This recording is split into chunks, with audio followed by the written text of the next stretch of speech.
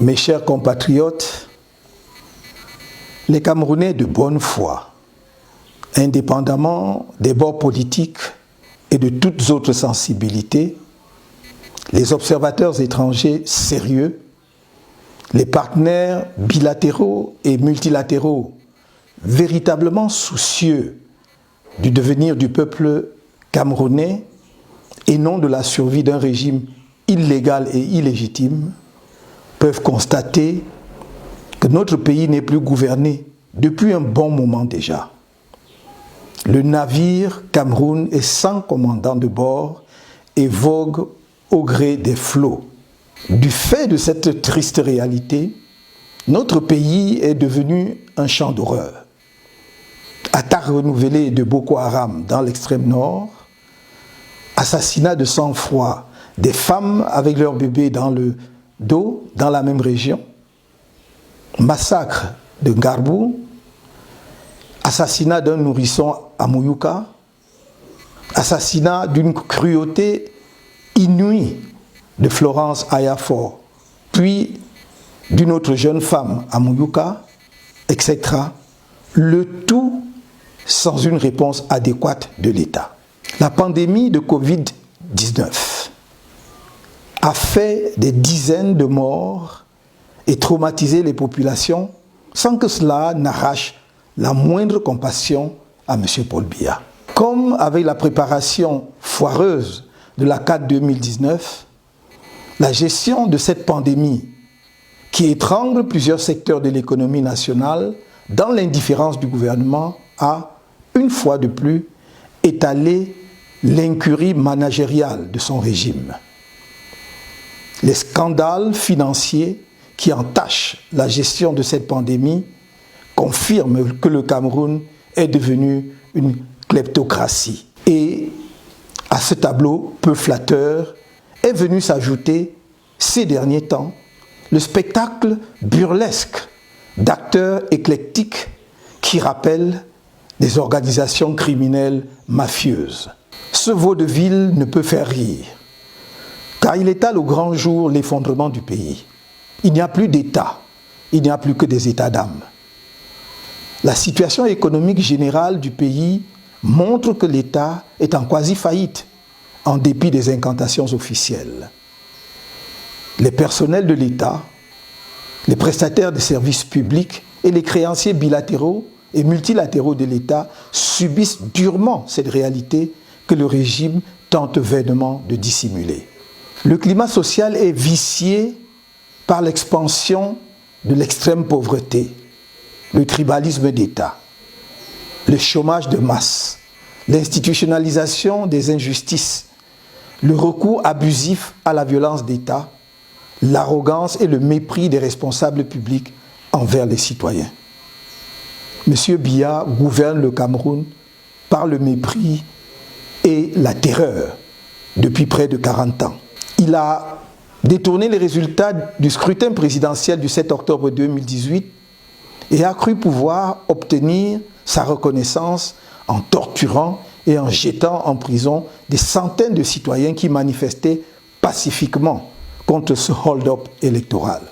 Mes chers compatriotes, dans mon appel à la mobilisation générale et à la vigilance du 1er juin 2020, je vous invitais à vous tenir prêts pour qu'ensemble et pacifiquement, nous disions non au régime illégal et illégitime de M. Paul Biya.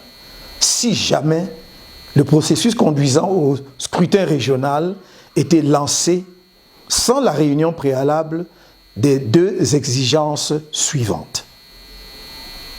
La résolution de la crise anglophone par la mise en place d'un cessez-le-feu et l'ouverture d'un vrai dialogue politique national inclusif.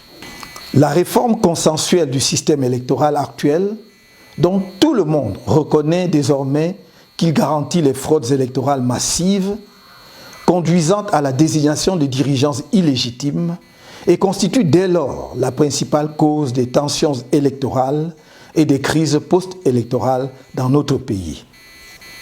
De toutes parts, on appelle à ce dialogue inclusif pour régler de façon durable le conflit armé qui empêche la tenue d'élections libres, participatives et transparentes dans le nord-ouest et le sud-ouest. De toutes parts, au Cameroun comme à l'extérieur, cette réforme consensuelle du système électoral est demandée afin de conjurer le piteux spectacle offert au monde lors du scrutin présidentiel de 2018.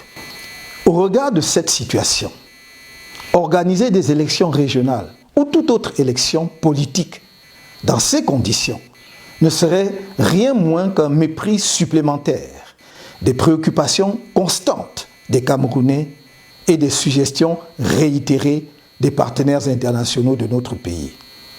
Aussi, j'annonce que toute convocation du corps électoral par le gouvernement illégal et illégitime de Yaoundé avant la prise en compte et une mise en application effective des deux exigences rappelées ci-dessus emportera automatiquement lancement d'une gigantesque campagne nationale d'appel au départ pur et simple de M. Biya du pouvoir, sans qu'il ait besoin d'attendre une nouvelle communication à cet égard.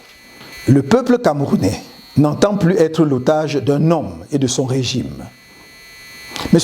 Paul Biya ne voit dans le pouvoir qu'une aubaine lui permettant de s'occuper de sa propre personne et d'une cohorte d'obligés sans foi ni loi. Camerounaises, Camerounais, notre combat face à la dictature du régime en place s'achemine vers sa phase critique. Sachez que, malgré le caractère essentiellement pacifique de notre lutte pour la liberté et le développement de notre pays, le régime va, une fois de plus, recourir à la terreur et à la barbarie judiciaire. C'est l'occasion pour moi de demander aux éléments des forces de sécurité et de défense, aux autorités administratives et judiciaires de comprendre que cette lutte qui oppose les défenseurs des libertés fondamentales, de l'état de droit, du progrès collectif et de la démocratie à un régime obscurantiste, corrompu et incompétent, qui méprise le peuple souverain, n'est pas engagé contre eux, ni contre aucun citoyen camerounais épris de justice et soucieux de l'avenir de notre pays et de sa jeunesse qui désespère. C'est notre devoir commun, le vôtre et le nôtre, de donner à cette jeunesse une chance et d'assurer au Cameroun le rayonnement international qu'il mérite. Camerounaises, Camerounais, le devoir patriotique nous appelle. Nul ne devra manquer à cet appel. Nous devons faire preuve de détermination et de courage, tout comme nous devons faire preuve de discipline, de responsabilité et de solidarité dans cette dernière phase du combat pour la démocratie, le respect de la dignité humaine et le progrès partagé. Comme je n'ai cessé de dire, nous voulons nous sortir de la dictature du régime qui étouffe notre pays par la lutte pacifique.